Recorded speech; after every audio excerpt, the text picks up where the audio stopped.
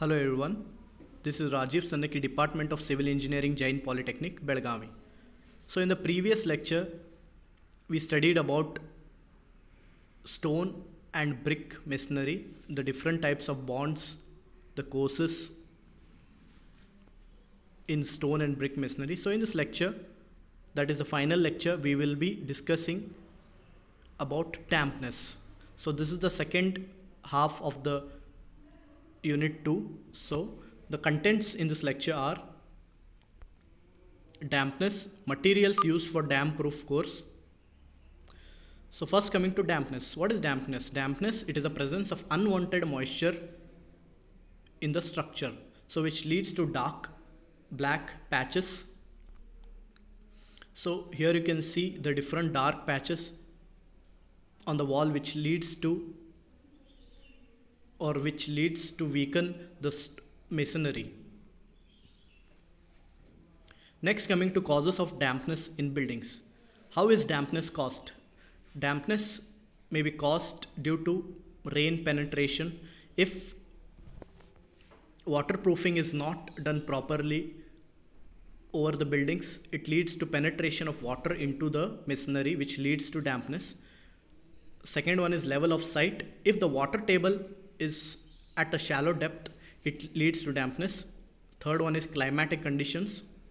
Fourth one is moisture entrapped during construction. If there is moisture which is entrapped during construction, during the course of time, it leads to dampness and the damage of walls, which also further lead to the rusting of reinforcement.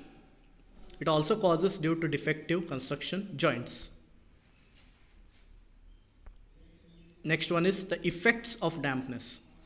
It causes corrosion of metals used in construction. As I said, if the reinforcement present in the building, if the moisture enters, it leads to rusting or corrosion. It causes peeling off of plaster or paint. Whatever paint or plaster is applied on the walls, it leads to peeling. It causes the paints to blistered, means it damages the paints. It causes floors of the buildings to remain ugly. All electric installations get destroyed. It reduces the life of the structure as a whole. It also causes unhygienic conditions for the occupants of the building. So it leads to various diseases due to dampness in the building. So what are the methods of preventing dampness? So first one is by using DPC, that is damp proof course. Second one is by surface treatment, by providing damp proof paint. Third one is by integral waterproofing method.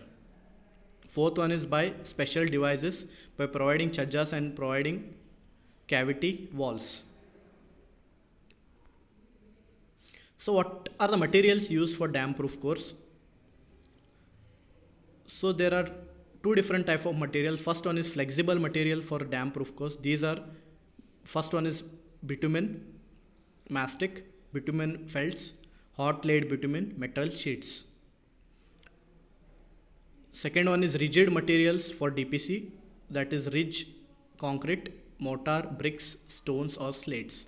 So in flexible materials we are using bitumen and metal sheets as a whole, but in case of rigid materials we are using concrete, mortar, bricks and stones.